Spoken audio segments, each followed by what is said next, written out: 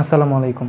তোমরা যারা ক্লাস 9, 10, 11, 12 স্টুডেন্টরা আসো, তোমাদের সবার মনে একটা কমন কোশ্চেন, রিফাত একাডেমি আর রেদন্স মেথড দুইটার মধ্যে কোনটা বেটার, কোনটা আমার ক্লাস করা উচিত। আর যারা এখনই কোনো না কোনো প্ল্যাটফর্মের ক্লাস করতেছো, তাদেরও জানার আগ্রহ যে অন্য প্ল্যাটফর্মটা কীরকম, বা হচ্ছে দুইটা প্ল্যাটফর্মের মধ্যে তুলনা করলে কোনটা আগায় থাকবে। ঠিক আছে, সো আজকের ভিডিওতে আমরা সেটাই দেখার চেষ্টা করবো। আরেকটা জিনিস দেখার চেষ্টা করবো যে বর্তমানে গ্রোয়িং প্ল্যাটফর্ম আর কোনটা কোনটা আছে, ঠিক আছে, কোন কোন প্ল্যাটফর্ম নতুন করে গ্রো করতেছে।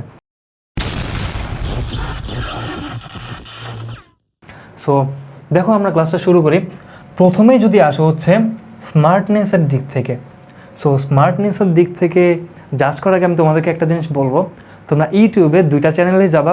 রেদওয়ান ভাইয়ের একদম ওল্ডেস্ট ভিডিও, মানে প্রথম দিকে যে ভিডিওটা বানাইছে সেটা দেখবা, আর তোমাদের রিফাত ভাইয়েরও একদম প্রথম দিকে যে ভিডিওগুলো বানাতো সেটা দেখবা। দেখবা যে দুইজনই বর্তমানে স্মার্টনেসের দিকে আগের থেকে প্রচুর বেশি ইমপ্রুভ করছে, বুঝছো। মানে জিনিসটা যেটা হয়, তখন তো তারা নতুন নতুন করে ক্লাস নিচ্ছে। সো তাদের ক্লাস কন্টেন্ট বা কোয়ালিটি যেমন ছিল, বর্তমানে সেই হিসাবে অনেক অনেক অনেক ইমপ্রুভ করছে স্মার্টনেসের দিক থেকে।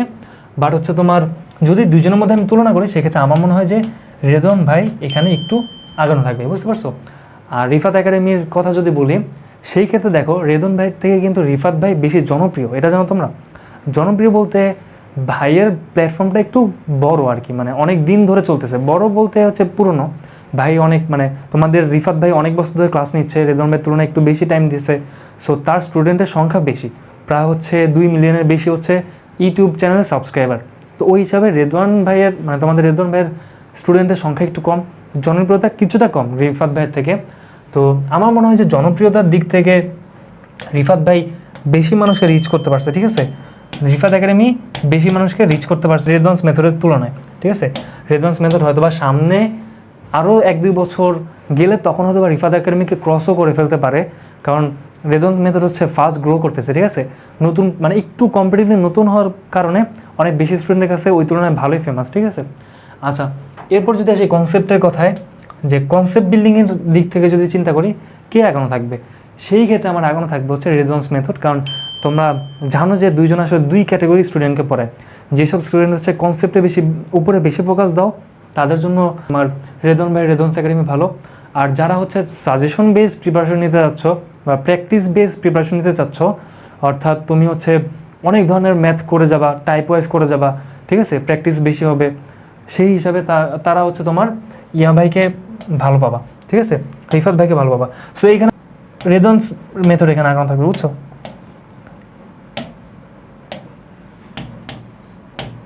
এখানে রেদওয়ানস মেথড আগানো থাকবে। রিফাত একাডেমির জন্য আসলে তারা আগে আছে কোন দিকে জানো, তারা আগে আছে হচ্ছে তোমার স্টুডেন্টদের সাথে ইন্টারাকশনের দিক থেকে, ঠিক আছে। রিফাত ভাই দেখবা যে স্টুডেন্টদের সাথে বেশি ইন্টারাকশনে যায় বা স্টুডেন্টরা তাকে বেশি ফ্রেন্ডলি পায়। সো এইভাবে যদি তুমি চিন্তা করো, আরেকটা রোজ যদি আমি বানাই ইন্টারাকশন, তো আমি আরেকটা লিস্ট দিলাম কি ইন্টারাকশন, ঠিক আছে। সো ইন্টারাকশনের দিক থেকে আবার কি আগে থাকবে, রিফাত একাডেমি আগে থাকবে, ঠিক আছে। ইন্টারাকশনের দিক থেকে রিফাত একাডেমি আগে থাকবে, আর কনসেপ্টের দিক থেকে কি রেদওয়ানস মেথড আগানো থাকবে, ঠিক আছে। আচ্ছা, ক্লাস কোয়ালিটি আসলে দুজনেরই ভালো, এটা আমি আসলে কিছু বলবো না যে কোনটা বেটার কোনটা একটু ওয়ার্স। দুজনের ক্লাস কোয়ালিটি মোটামুটি একই রকম বলতে দুজন আসলে দুই অ্যাঙ্গেল স্টুডেন্টকে পড়াচ্ছে, তো সো দুই রকমের আসবে, বাট আসলে দুজন সেমই রাখা যায়।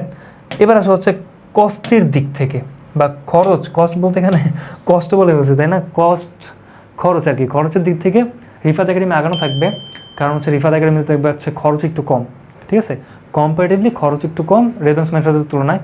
বাট রেদওয়ানস মেথড এখানে তারা একটু বেশি পেমেন্ট একটু বেশি হলেও তাদের ক্লাস কন্টেন্ট একটু বেশি আপগ্রেডেড, বুঝছো, একটু বেশি প্রিমিয়াম। সো এইখানে আসলে কি তোমার রিফাত একাডেমিকে আগে রাখা যায়। সাজেশন আসলে তুমি যদি অনেক সাজেশন চাও যেখানে তোমার কমন আসবেই, সেক্ষেত্রে রিফাত ভাই ভালো। বাট তুমি যদি গোছানো সাজেশন চাও, যে সাজেশনগুলো খুব গোছানো থাকবে, তুমি সুন্দর করে প্রিপারেশন নিবে আস্তে ধীরে, সেই ক্ষেত্রে হচ্ছে রেদওয়ানস মেথড ভালো, বুঝছো। সো সাজেশন আসলে দুজনেই ভালো, বাট এখানে কি রেদওয়ানস মেথড আগে রাখা যেতে পারে, কারণ হচ্ছে এটা একটু বেশি গোছানো, ঠিক আছে। আসলে দেখো, একটা কথা আমি একটু বলে নেই, তোমরা টাইনো না, ভিডিওটা একটুকু দেখো।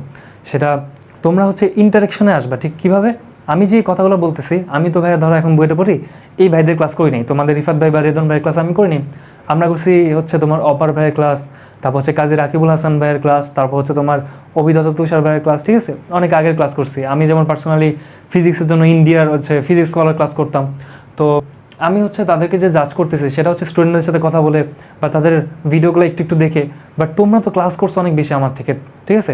তো তোমরা আমার চেয়ে অনেক বেশি জানতে পারো অনেক কিছুতে এই টপিকে। তো তোমরা কী করবা, তোমরা কমেন্টে তোমাদেরটা জানাবা যে ভাই আমার মনে হয় যে এই অ্যাঙ্গেল থেকে যদি আমি জাজ করি সেক্ষেত্রে আপনি যে ভাইয়ের কথা বলছেন তার চেয়ে ওই ভাই বেটার, এভাবে বলবা, ঠিক আছে? তাহলে দেখা যাবে যে তোমরাও তোমাদের অপিনিয়ন দিলে, আমিও আমার অপিনিয়ন দিলাম, মানে জিনিসটা হচ্ছে ইন্টারেক্টিভ হলো, সুন্দর হলো। সো এটা করবা, ঠিক আছে?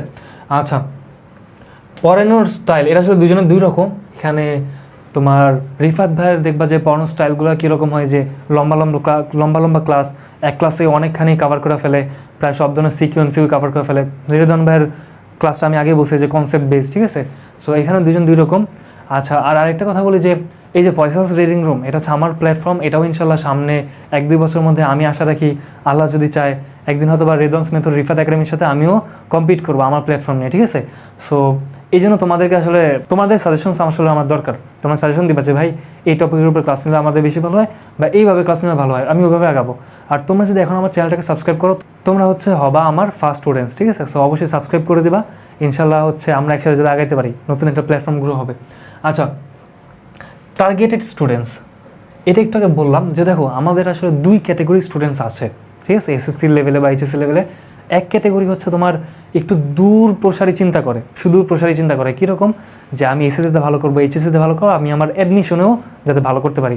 সো এসএসসি থেকেই আমার কনসেপ্ট ওইভাবে বিল্ড আপ করা লাগবে যাতে আমি অ্যাডমিশনও ভালো করতে পারি। তাদের কাছে হচ্ছে এই ক্যাটেগরি স্টুডেন্টের কাছে রেদন মেথড হচ্ছে আইডিয়াল, ঠিক আছে? তাদের কাছে রেদন মেথডের ক্লাসগুলো ভালো লাগে।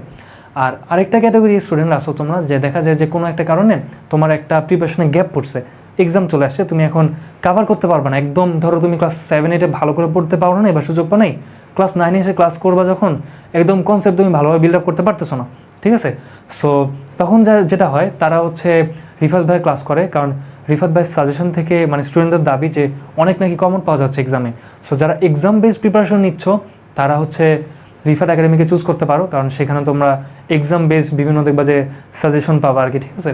তো এখানে আসলে দুইজনের 2 রকমের স্টুডেন্ট অডিয়েন্স আছে। তো মোটামুটি সবগুলোই আমি কভার করছি। লাস্টে হচ্ছে পার্সোনালিটি আসলে আমি জাজ করবো না, এটা তোমরা জাজ করবা। তোমরা জাজ করে হচ্ছে আমাকে কমেন্টে জানাবা, তাহলে আমি বুঝে নেবো যে হচ্ছে কার পার্সোনালিটি কীরকম। তো দুজনেই আসলে আমি কিছু বললাম না, এটা স্টুডেন্টদের উপর, তারা বেশি ভালো জাজ করতে পারবে যেহেতু তারা আমার চেয়ে বেশি এক্সপিরিয়েন্স।